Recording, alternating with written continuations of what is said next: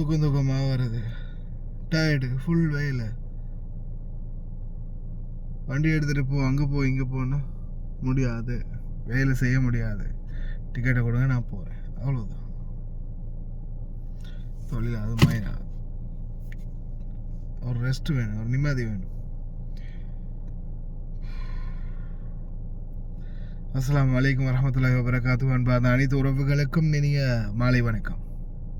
உண்மைக்குமே இது இன்றைக்கி நடந்த சிச்சுவேஷன், சரியா? நான் இதுக்கு முன்னாடி ஒரு வீடியோ போட்டிருந்தேன், பெருசாக அப்ரோச் ஆகலை, அது ஏனோ தெரியல. அந்த ஒரு பனிப்பெண்ணுக்கு நடந்த சம்பவத்தை பற்றின ஒரு வீடியோ இன்றைக்கி நான் ட்ரை பண்ணேன். எனக்கு உண்மைக்குமே தூங்குற, ஏன்னா வெள்ளிக்கிழமை வரும்போது, வெள்ளிக்கிழமை வியாழக்கிழமை நான் நினைக்கிறேன் இன்னும் மெசேஜ் இருக்குது. கிட்டத்தட்ட நான் நினைக்கிறேன் ஒரு 150 மெசேஜ் இன்னமும் பேலன்ஸ் இருக்குது. கிட்டத்தட்ட நேற்று மட்டும் ஒரு 500-600 மெசேஜ். இப்போ தான் ஸ்டார்ட் பண்ணியிருக்கிற மக்களே பிஸ்னஸ், கொஞ்சம் நாள் போருங்க, அதை ட்ரையல் பண்ணிவிட்டு ஓகே அதோடைய ரிசல்ட் என்னன்றதை பார்த்துட்டு தொடர்ந்து இதை கொண்டு போகலாமா என்ன ஏதுன்றதை சரியாக செட் பண்ணிவிட்டு கஸ்டமர்ஸ்களை கொஞ்சம் சேர்த்து எடுத்துகிட்டு நான் சொல்கிறேன் வேக்கன்சியை பற்றி கிட்டத்தட்ட ஒரு 100-150 மெசேஜ் வந்துருந்துச்சு. ஷாலா நான் அப்டேட் ஒன்று தரேன். அதே போல் வீட்டுகளில் வேலைன்றது இப்போ டிரைவர்களை பொறுத்த வரையில், இப்போ என்னை பொறுத்த வரையில் எங்களுக்கு வீட்டுக்குள்ளேயும் வேலை இருக்குது. அது நிறைய பேருக்கு இருக்குது. அது சிலர் கொஞ்சம் தகுதியை மறைச்சிக்கிறதுக்காக சொல்ல மாட்டாங்க, சிலர் வெளிப்படையாக சொல்லுவாங்க. இப்போ நான்லாம் சோஷியல் மீடியாவில் இருக்கேன்னா நான்லாம் என்ன நடந்தாலும் சொல்லித்தான் ஆகணும். அந்த மாதிரி சுச்சுவேஷன் வச்சுக்கோங்களேன். இப்போ நான் வீட்டில் வேலை செய்கிறேன், உங்களுக்கே தெரியும்.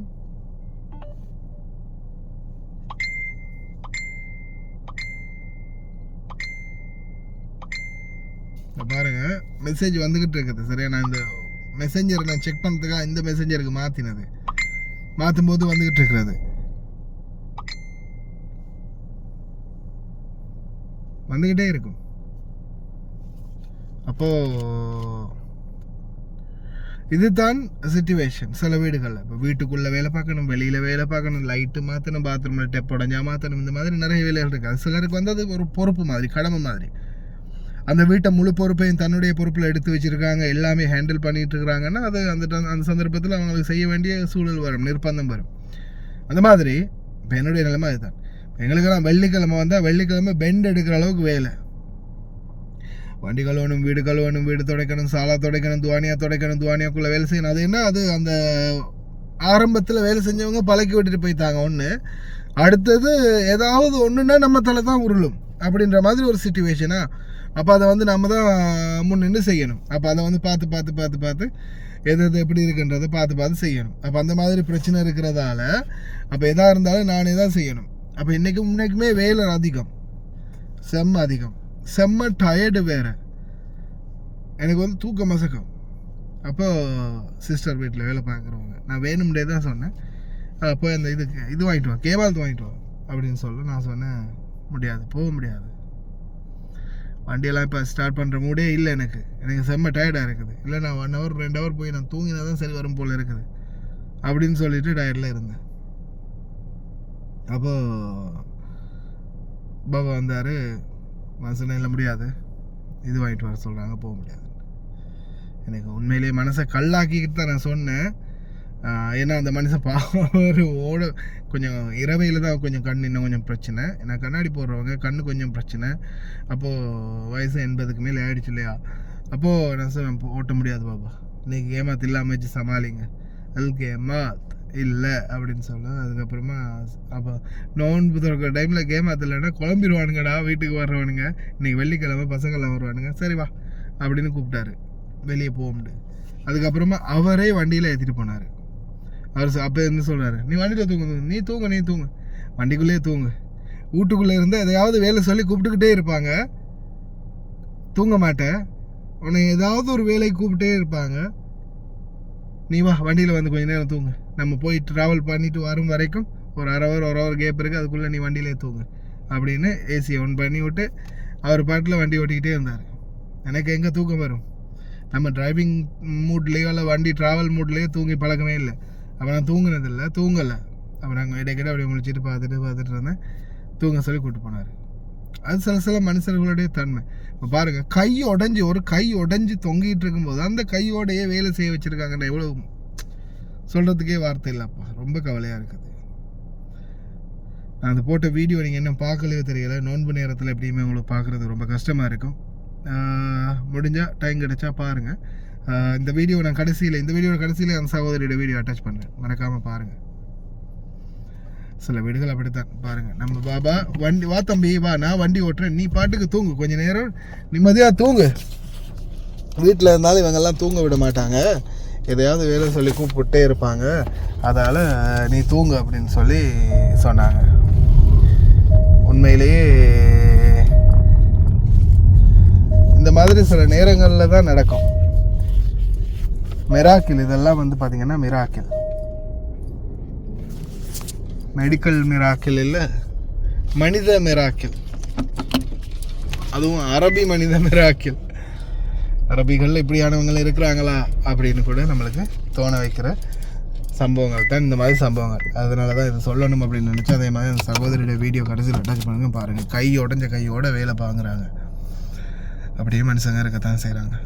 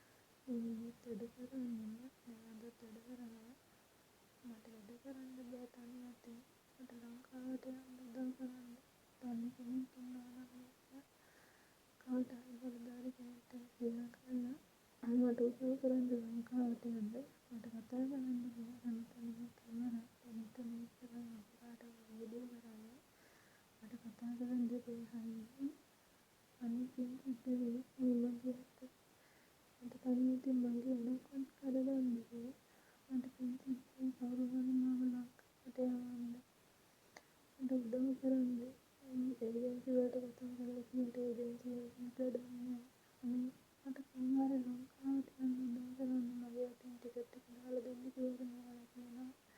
ඒජන්සියට 1200ක් දීලා අරන් තියෙන්නේ. ඒ 1200 දී තමයි ඵලයන් කියලා.